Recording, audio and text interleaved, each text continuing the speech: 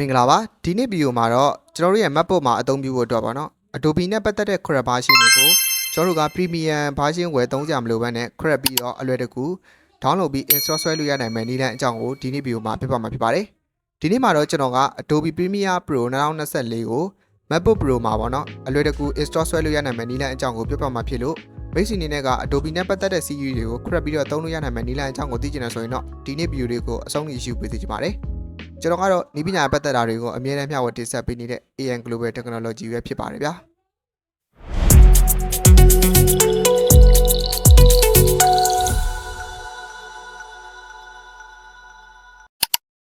ပထမဆုံးအနေနဲ့ကျွန်တော်တို့ဒီ installation လုပ်မဲ့ file ကိုပေါ့နော်ကျွန်တော်တို့ရဲ့ MacBook မှာအရင်ဆုံး download ဆွဲထားဖို့လိုပါမယ်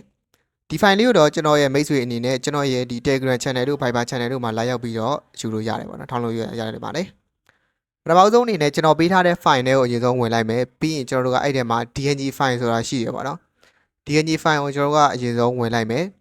DNG file တွေကိုရောက်ပြီဆိုတာနဲ့ PKG file ရဲ့ပြီးတော့ other file တစ် file တွေ့တယ်ပေါ့နော်မိတ်ဆွေအနေနဲ့က PKG file ကိုတစ်ပတ်ကလေးထောက်ပြီးတော့ run ပေးရမှာဖြစ်ပါတယ်ဒါကတော့ကျွန်တော်ဒီ PKG file ကိုတစ်ပတ်ကလေးထောက်ပြီး run နေတဲ့အနေအထားမျိုးပါဒီနေရာမှာဆိုရင်တော့ကျွန်တော်တို့ကနည်းနည်းတော့စောင့်ပေးရမယ်သူကကြတော့ကျွန်တော်တို့ဒီAdobe Premiere Pro ကကြတော့ကျွန်တော်ဒီ Crop file အနေနဲ့မှာဆိုရင်ပေါ့နော်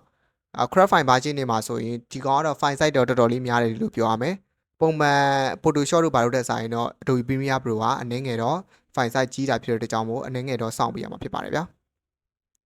PKG file ကိုကျွန်တော်တို့က run နေတဲ့အနေအထားမျိုးမှာကျွန်တော်တို့ရဲ့ဒီ MacBook password တောင်းတာတို့ဘာလို့ရှိတယ်ပေါ့နော်အဲ့ဒီခါကျရင်ကျွန်တော်တကယ်လို့သူက password တောင်းတဲ့နေရာမျိုးမှာ password တွေပါတောင်းလာခဲ့မယ်ဆိုရင်ကျွန်တော်တို့ကဒီနေရာမှာပေါ့နော်ကျွန်တော်တို့ရဲ့ဒီ MacBook password ကိုနှိပ်ပေးလိုက်ပါဒါကတော့ကျွန်တော်ရှေ့က Adobe Photoshop 2024 version installation crap တော့ကအတိုင်းပဲပေါ့နော်ကျန်တာတော့ဘာမှပြဿနာတော့မရှိဘူးဒီကောင်မှကျတော့ဒီ DNG file ပြီး PKG file ပဲဖြစ်တာတည်း PKG file ပဲရှိတာဖြစ်တဲ့ကြောင့်ပေါ့နော် installation လောက်တာကတော့ပုံမှန် install crap version တင်တဲ့ဆိုင်တော့ဒီကောင်လေးကပြောရမယ်ဆိုရင်တော့လွယ်လွယ်လို့တော့ပြောရမယ်ပေါ့နော်file ကလည်း2 file ပဲရှိရဖြစ်တဲ့ကြောင့်မို့ရိုင်းခက်ခဲတော့မဟုတ်ဘူးသူရဲ့ကြာချိန်သူကတော့အဓိကပြဿနာသူ့မှာနည်းတော့ကြာချိန်လေးတော့ရှိတယ်အဲ့ဒီကြာချိန်လေးကိုကျွန်တော်တို့ကစောင့်ပေးလိုက်ရုံပဲပေါ့နော်တခြားပြဿနာတော့မရှိပါဘူးဒါဆိုရင်တော့ဒီလိုမျိုးကြာနေတဲ့အချိန်လေးကိုတော့ကျွန်တော်အနည်းငယ်တော့ကြော်လိုက်မယ်မိတ်ဆွေအနေနဲ့ကဒီညမှာစောင့်ရမယ်ဆိုရင်တော့အရင်စောင့်စရာတော့မလိုဘူး2 မိနစ်3 မိနစ်လောက်တော့စောင့်ပေးရမယ်ပေါ့နော်ဒါကတော့ကိုယ့်ရဲ့စက်ပေါ်တော့မူတည်သေးတယ်တကယ်လို့မိတ်ဆွေအနေနဲ့က crap file တွေကိုကျွန်တော်ကresolution လုပ်နေတဲ့အချိန်မှာဆိုရင်ကျွန်တော်တို့ရဲ့ internet တွေ wifi တွေကိုတော့ပိတ်ထားဖို့လိုပါမယ် crap file တွေ run နေတာဖြစ်တဲ့ကြောင့်မို့ကျွန်တော်တို့ဒီ internet ဖွင့်ထားတဲ့အခါကျရင် activate ဖြစ်သွားတဲ့အခါမျိုးကျရင်ပေါ့နော် crap မရတော့ဘဲနဲ့ကျွန်တော်တို့ဒီ license ဝယ်တောင်းlicense ဝယ်ပြီးတော့တုံးခိုင်းတဲ့ပုံစံမျိုးဖြစ်နေလိမ့်မယ်ပေါ့နော်ဒါကြောင့်မလို့မိတ်ဆွေအနေနဲ့က crap file တွေ run တဲ့အခါကျရင်ဘယ် crap file မဲ့ run ကျွန်တော်တို့က network ကိုတော့ပိတ်ထားဖို့လိုပါမယ်ဒါကတော့ကျွန်တော်တို့ Windows ပဲဖြစ်ဖြစ် MacBook မှာဖြစ်ဖြစ်ပေါ့နော်ဒါကတော့ကျွန်တော်နှစ်ခုလုံးမှာလုပ်နေကြတဲ့အတိုင်းဖြစ်တဲ့ကြောင့်မို့ crap file တွေ run မယ်ဆိုရင်ကျွန်တော်တို့က internet ကိုပိတ်ထားဖို့လိုပါဗျာဒါဆိုရင်တော့ကျွန်တော်တို့အနေငယ်တော့စောင့်ပေးလိုက်ပါအချိန်တော့နည်းနည်းတော့ကြာနိုင်ပါတယ်ဗျာ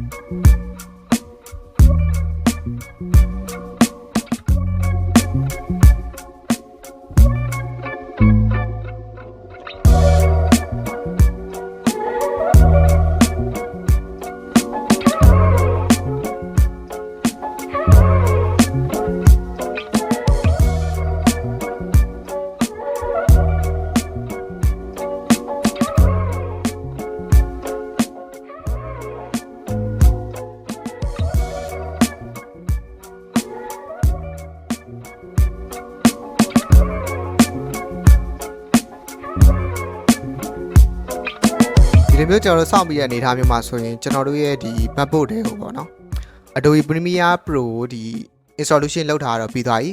installation အပိုင်းကတော့ပြီးသွားပြီဖြစ်တဲ့ကြောင့်မို့ကျွန်တော်တို့နောက်ထပ်အနေနဲ့ကတော့ craft file ထပ်ပြီးတော့စောင့်ပေးရမယ်ပေါ့နော် craft file run နဲ့ကြာခြင်းကိုတော့ကျွန်တော်ကနေတော့ထပ်စောင့်ပေးရမယ် installation file run ပြီးတဲ့အနေအထားမျိုးမှာဆိုရင်တော့ကျွန်တော်တို့ရဲ့ဒီ screen ပေါ်ပေါ့နော် desktop ပေါ်ကိုကျွန်တော်တို့ရဲ့ဒီလက်ကူလက်ထည့်ရှိထည့်နေတဲ့ Premiere Pro 2024ရပါနော် installation လုပ်ပြီးတဲ့အနေအထားမျိုးမှာစပြီးတော့ run နေပြီပေါ့နော်လက်ရှိတော့ကျွန်တော်တို့ကဒီ craft file run ပြီးတာကိုတစ်ချက်စောင့်အောင်မှာဖြစ်တဲ့အတွက်ကြောင့်မို့မိတ်ဆွေအနေနဲ့ကဒီ Premiere Pro ကပေါ့နော်လက်ရှိအနေနဲ့တော့သုံးလို့တော့အဆင်မပြေသေးဘူးဘာဖြစ်တော့တကယ်လို့သုံးလိုက်မယ်ဆိုရင်တော့မှကျွန်တော်တို့ကိုသူကအကောက်တောင်းတဲ့ပုံစံလိုပြနေလိမ့်မယ်ပေါ့နော် license အကောက်တောင်းတဲ့ပုံစံလိုပြနေလိမ့်မယ်ဒါကြောင့်မလို့မိတ်ဆွေကဒီ installation ပြီးတဲ့အနေအထားမျိုးမှာတန်းပြီးတော့သုံးပြီးတော့မရသေးဘူး craft file ပြီးတဲ့အထိကိုကျွန်တော်တို့ကခဏတော့စောင့်ပေးရမယ်ပေါ့နော်ဒီနေရာမှာကျွန်တော်တို့ကဒီ craft file တွေကို set ပေါ်မှာ run နေရဖြစ်တဲ့ကြောင့်မို့ဒီ asset လက်ခံပါလားလို့မေးတယ်ပေါ့နော်အဲ့ခါကျရင်ကျွန်တော်ကဘာမှဟိုနှိပ်ရတော့မလို့အားလုံး all over နှိပ်ပြလိုက်ပါဒါဆိုရင်တော့သူ့ဘာသူပြန်ပြီးတော့ run မသွားပါလိမ့်မယ်စောစောကပြောခဲ့သလိုပဲကျွန်တော်တို့က craft file မပြီးသေးတာဖြစ်တဲ့အတွက်ကြောင့်မို့activate craft file မဖြစ်သေးဘူးပေါ့နော်ဒါကြောင့်မို့လို့ကျွန်တော်တို့ကိုသူကဒီအကောက်တောင်းနေလိမ့်မယ်ဒီနေရာမှာဆိုရင်တော့ကျွန်တော် cancel ကိုနှိပ်ပြီးတော့ပြန်ပြီးတော့ခဏ stop ပေးထားလိုက်ပါတော့ပြီးရင်တော့ကျွန်တော်တို့ကဒီ craft file ပြီးတဲ့အထိကိုခဏစောင့်ပေးလိုက်ပါ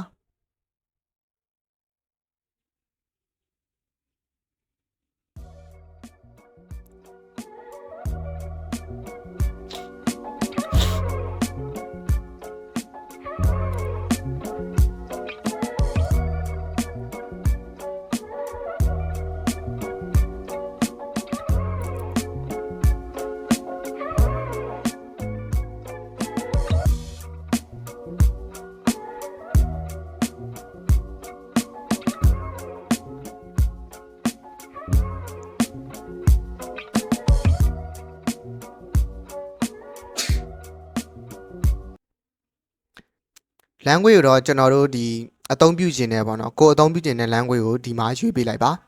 ဒါမှပဲကျွန်တော်တို့ဒီ Adobe Premiere Pro သုံးတဲ့အခါမှာကိုကြိုက်တဲ့ language ကတော့ကျွန်တော်တို့ဒီ setting ထဲမှာလည်းပြန်ချိန်လို့ရသူဒီမှာလည်းတစ်ခါလည်းချိန်သွားလို့ရတယ်ပေါ့နော်မိတ်ဆွေကပထမဆုံးစပြီးတော့ run တဲ့အနေအထားမျိုးမှာ language တွေပါတွေချိန်ရတာအချိန်မရဘူးဆိုရင်တော့ပေါ့နော်ဒီမှာလည်းတစ်ခါလည်းချိန်သွားလို့ရပါတယ်ကျွန်တော်ကတော့ဒီမှာတစ်ခါလည်းချိန်လိုက်မယ်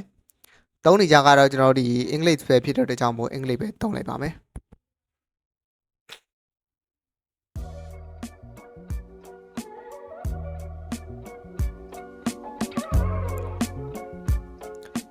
ဒါကတော့ကျွန်တော်ဒီ craft file ပေါ့နော်run တာကတော့ပြီးဆုံးကန်ဒီကိုတော့ရောက်နေပြီအချိန်တော့ကျွန်တော်တို့ကနောက်ထပ်နည်းနည်းလေးတော့စောင့်ပေးရပါမယ်ကျွန်တော်တို့ရဲ့ဒီ home screen ထဲကိုကြည့်လိုက်မယ်ဆိုရင်တော့ကျွန်တော်တို့ရဲ့ဒီ home screen ထဲမှာ Adobe Premiere Pro ကပေါ့နော်ဒီ installation တော့ပြီးသွားပြီဒီလိုအနေထားကိုရောက်သွားပြီဆိုရင်တော့ကျွန်တော်တို့ရဲ့ဒီ MacBook မှာ craft file installation ပြီးသွားပြီလို့ပြပါပြီပြီးသွားပြီဆိုတော့အဓိပ္ပာယ်ကိုပြတာပေါ့နော် craft file run လို့ပြီးသွားပါပြီဗျာဆက်ဆက်ဖြစ်သွားပါပြီဒါဆိုရင်တော့ကျွန်တော်တို့ရဲ့ MacBook မှာ Adobe Premiere Pro 2024 latest version ကိုစပြီးတော့အသုံးပြုလို့ရနိုင်ပြီဖြစ်ပါတယ်ဗျာဒီမျိုးဝင်လိုက်ပြီဆိုရင်လည်းကျွန်တော်တို့ဒီကိုအကောင့်မတောင်းတော့ဘူးเนาะအဓိကပြဿနာကကျွန်တော်တို့အကောင့်မတောင်းအောင် crap ပြီးသုံးတာဖြစ်တဲ့ကြောင့်မို့ကျွန်တော်တို့ဒီ official version ပုံစံအတိုင်းပဲလွယ်လွယ်ကူနဲ့အသုံးပြုလို့ရနိုင်မှာဖြစ်ပါတယ်ဗျာဒီနေ့ဗီဒီယိုလေးကိုကြည့်ပြီးတော့မိတ်ဆွေအနေနဲ့လည်းကိုယ့်ရဲ့ MacBook Pro မှာပေါ့နော် Adobe Premiere Pro 2024 latest version ကိုအလွယ်တကူ crap ပြီးတော့အသုံးပြုလို့ရနိုင်မယ့်နည်းလမ်းအကြောင်းကိုနားလည်သွားလိမ့်မယ်လို့ထင်ပါတယ်မိတ်ဆွေအနေနဲ့ကလိုအပ်တဲ့ file တွေကိုကျွန်တော်ရဲ့ YouTube channel ဒါမှမဟုတ် Telegram channel Viber channel မှာလည်းလာရောက်ပြီးတော့တောင်းဆိုနိုင်ပါတယ်ဗျာအစီအမီတာတစ်ခုဆိုရင်လည်းကျွန်တော်ရဲ့ Facebook page Messenger မှာလည်းတိုက်ရိုက်လာပြီးတော့မေးမြန်းလို့ရပါတယ်အားလုံးအစီအမီကြပါသည်ဗျာကျေးဇူးတင်ပါတယ်